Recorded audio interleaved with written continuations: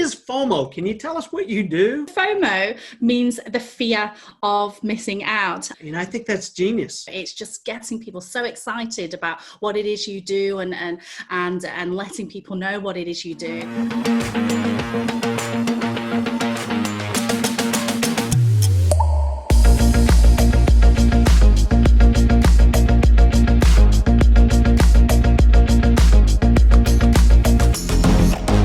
Here with May King Singh, and she does something with FOMO, and I'm really trying to understand what FOMO is. What is FOMO? Can you tell us what you do? Hi, Craig. So FOMO means the fear of missing out, and for a lot of for a lot of businesses, because we want to create so much buzz and excitement about what it is we do, so that people who are lurking on social media will be thinking, "Oh, yeah, there are a lot of lurkers." We want them to think, "Oh, I've got to buy that business or that product or that service." That's what I do. I help to amplify the buzz by creating that sense of FOMO for a business owner. Well, what type of business owners do you look for that you can help amplify that with? So I've got 4 avatars, I suppose. So The first one will be a conference organizer. So that will be either face-to-face conferences or virtual events. With virtual conferences or face-to-face events, you've got the people who are attending, but what about the whole big wide world outside on social media? I help to amplify that buzz and put it out there so that people who are lurking, and I often talk about creating content for the lurkers, they'll see what's going on, and then hopefully they'll think, oh, this is an incredible conference, I need to book on to the next event. So I tweet on average 1,200 tweets a day. I can create 100 stories, but convert my tweets into LinkedIn posts. Everything that I do is live. So that's one avatar.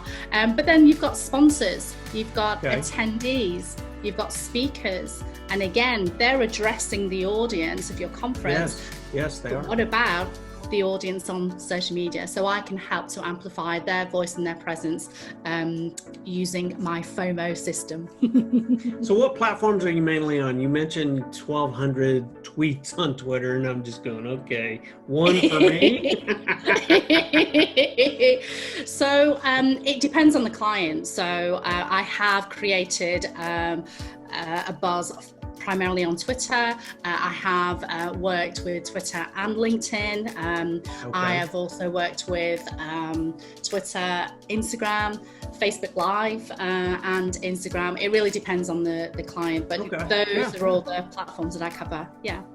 So on your clients that you go for or that you work with, right? You were mentioning that it's a B2B world for you, correct? Same thing that I did. Primarily, yes. So anyone who has an event, a conference, a festival, or even an online challenge. I've created FOMO for an online challenge before. It is predominantly in the B2B space. That said, you will get business owners who are wanting a bit of a bigger presence online, but are worried about the prospect of video. I don't know about you, Craig. I mean, do you remember the first video that you did? Oh yes, I totally remember exactly what I did and how scared and nervous I was. I remember. Yeah, and there's still a lot of people who are worried and scared. And no judgment, absolutely no judgment. We've all been there. So I can, effectively hold people by the hand by interviewing them. And by interviewing them and asking the right questions, we create a wonderful video which can be branded, captioned, and they can put that onto the socials, onto the website to help people to understand what it is they do. Because we can tell the world how amazing we are. Yes. But wouldn't it be nicer if someone else told the world how amazing we are? And so I do that through interview. And it sounds like you're able to take and just elevate everything that they do to a different level. And, before I talked to you, I didn't think of it that way. I understand the elevation with my systems that I have, but I'm going, well, if you have someone that's live and working a system like that, you can drive it up to a next level. And I think that's genius. I think what you're doing is awesome.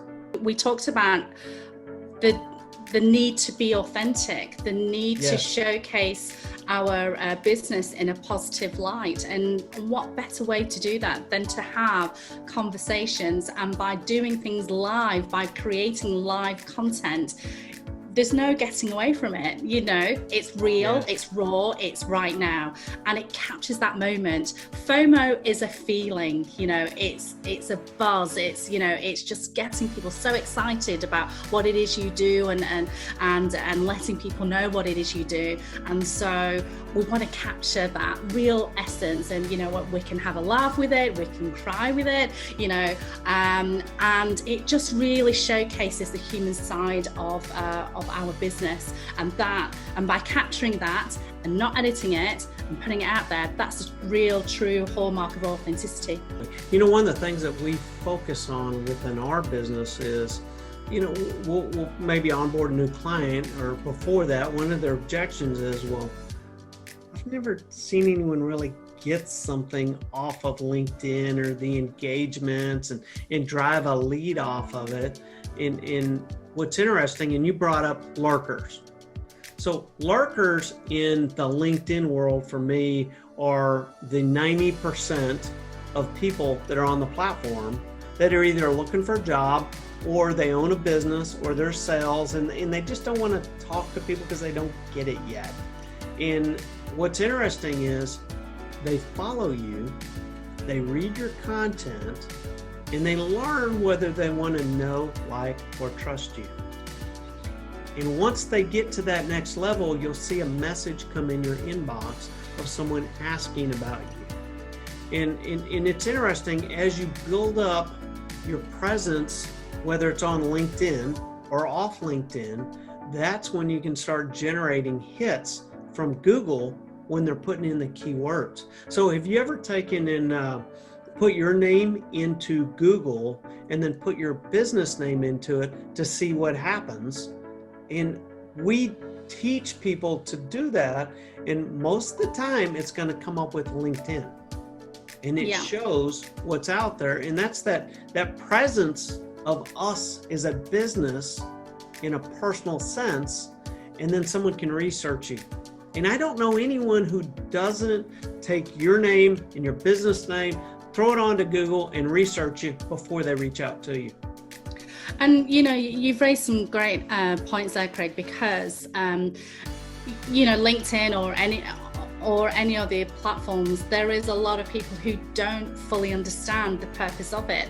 And you know, you can be forgiven for that, because we've been doing sales and marketing, you know, the same way for a gazillion years, right back to the cave paintings, which is broadcast. It's a one-way street, you know, it's we will tell you our message.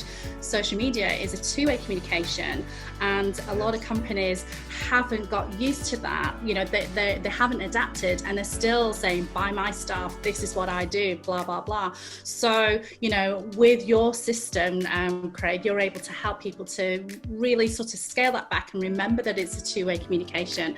And what I do when I review social media marketing for some of my clients before we talk FOMO, I'll ask them a question. I'll say, what was the last thing you bought? And I'll say, why, where did you buy it from, and why? And you know, I'm sure that they did their research, they Googled, like you said. And so hopefully to help them understand that, well, if you're Googling, then your lurkers are Googling. And if you are not creating content on LinkedIn, and you're not giving people an opportunity to get to know who you are, like you, trust you, then people aren't going to buy from you. And it's helping people to understand that. So a question I have for you is, now that we're going through what's happening with the pandemic and all this stuff, it's changed our world. It's become a virtual world. So what do you see in 2021 happening to businesses? Wow, what a loaded question. What do I see? It's already happening. I think that with companies, I think we've known for a long time, we need to go digital, we need to be online. And there was never a rush because we prefer to meet people face to face. We prefer to connect. We're social creatures, right? And so for the people who have captured social media and online, like yourself, like myself, we've sort of moved along with it. But with COVID and the pandemic, it's enabled other businesses to catch up.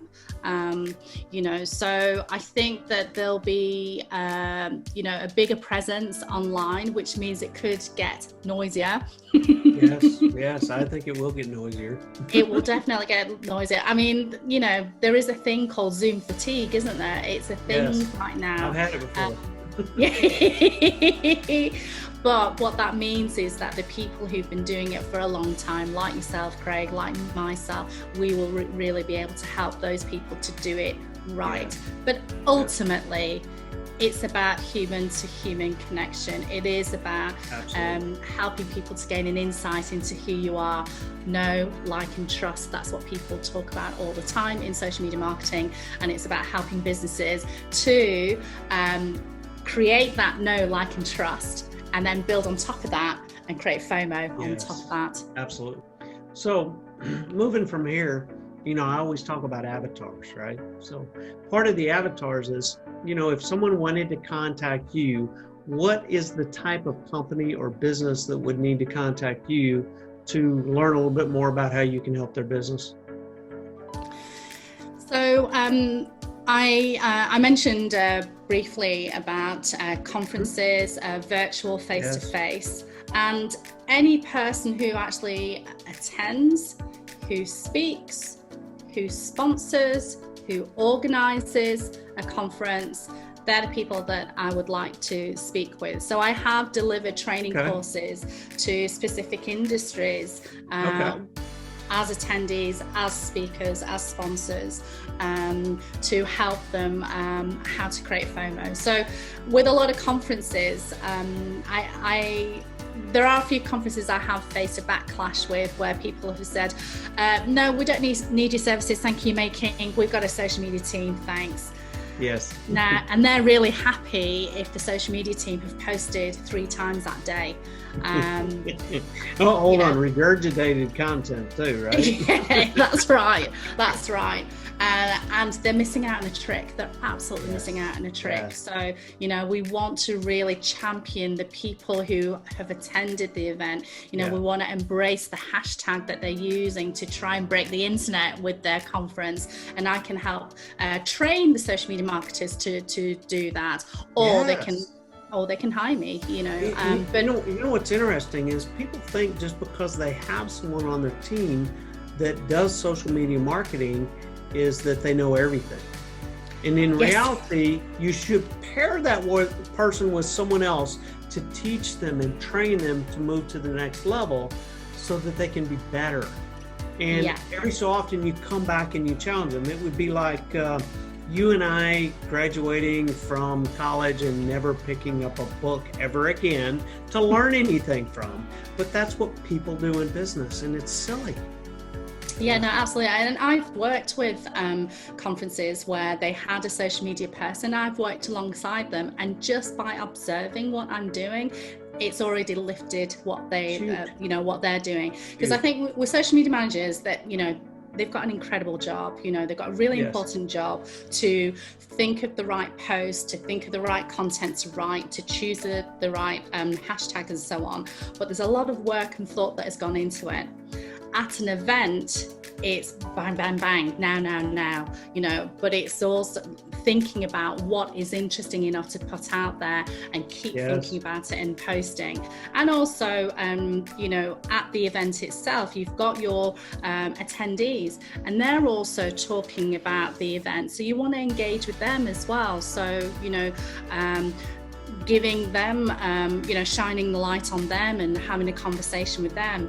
And because there are so many lurkers, they're lurking on the conversations, the side conversations that are having, in addition to what's been said, by the speakers. So there is plenty of scope for a social media team to learn from myself to actually amplify the buzz, Absolutely. and from the event. Absolutely. Good. So moving on into 2021, I'm thinking about what I will be doing different and how it will affect me as a company with Crushing B2B. In 2021, I see that the marketplace is going to really, really grow, so that people like you that they know, like, and trust, they can accelerate with you to the next level. And as long as we're building systems and implementing systems for these companies, we're going to separate them from their competition and help them grow their businesses and adopt to this new platform. I really like these colors you got going on there. Are those pink? Are those pink by chance? They are. I was going to say we're like brother and sister with the we're crushing it. So let me ask you this. There's a book called I think it's called The Pink Goldfish, and a friend of mine, Ronnie Crowley, handed me the book when I was trying to figure out what color is the shark going to be. The shark almost was a bright, almost a fluorescent blue. But when I read that book, it converted me over to pink. So what is the significance of pink then? What is the power? What is its The power of pink is it gets your attention. The one thing that I balanced it out with on the logo was that the shark is kind of like Shark Tank, right? Yeah. But the pink softens it up so that we can have communications and talk, and it's not a threatening thing, but it's something that people look at and they think it's cool. Do you know, I like cool things. Yeah, I mean, I have to admit, when I first saw your logo, I fell in love with it because you've got the male and the female energy brought together. You've got the male grrr, crushing grrr, and then you've got the pink. So it does absolutely stand out. I love it, absolutely love it, and I love the fact that you're wearing a shirt as well, which is pink. So it's beautiful. Thank you. So tell me about you. How'd you pick out your logo, and how'd you go along this journey of FOMO? So I've been a professional live tweeter for a long time, and last year I actually pitched to a conference, two guys who I've admired for a while, and I said, would you like a professional live tweeter for your event? And they said, no, but can you do Facebook and Instagram at the same time? And I said, yeah, sure, like an entrepreneur, say yes, worry about the details later. And unfortunately, I did a good job. I went on Facebook Live, went on Instagram and all the rest of it, and they loved it. And in fact, it was Andrew and Pete who came up with the name FOMO Creator. And I thought, wow, that is incredible, because I had a really long name to describe what a professional live tweeter, social media correspondent, and live content creator. So when they came up with the name FOMO Creator, I thought, you know what, that is amazing. And they put me in touch with a graphic designer and came up with the design, and that was it, really. I've never been a pink girl. I was always a tomboy growing up. So when the colours came back to me, I thought, I'm going to embrace the pink. I'm going to embrace it. Nice. I like that. That's a good story. Thank you. So what's a unique story that you have when you were growing up that someone would not know about you? Maybe career, personal, whatever. Gosh. Well, so I am on all the socials as Making Tea. So my first name is Making Tea. And that was my first business, which I am going to reignite later this year, where I sell tea. And I suppose the story there was I was actually working in IT in the corporate space, and a friend of mine asked me to go into business with him, and I said, I'm not a business person, I'm a corporate girl. He said, no, let's do a coffee shop. You know, have poetry readings, artists coming in and all this kind of stuff. And it sounded incredible. And I thought, okay. So I went into one of the big coffee chains, had a look at the menu, and I actually rang my husband at the time and I said, what coffee do I order? Because I don't drink coffee. Yeah. And he said, don't you need to know something about your business if you want to go to a coffee shop? And I thought, oh yeah, okay. So then I had a look at the tea menu and was really uninspired. And that was when I had my eureka moment. And I thought, it's tea that I want to go into. And so that was how making tea was born.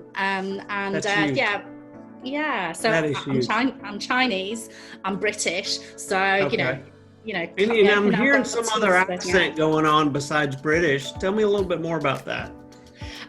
So I lived in Australia for 6 years as well, so there's probably a bit of an Aussie twang thrown in. A little bit of a mix there. So I've been stuck in Texas, okay? I just have a Texas accent. That's all I got here.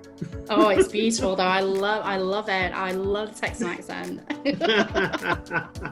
Well, it sure was wonderful getting to know you. And I look forward to seeing you out on the different platforms. And the platforms are, we've got Twitter, right? We've got a little bit of Pinterest that we're coming into. Yes. We got Instagram, and also to definitely connect with you on LinkedIn and go from there. Yeah. Okay. Well, thank you so much for your time, Craig. It's been absolutely wonderful getting to know you too.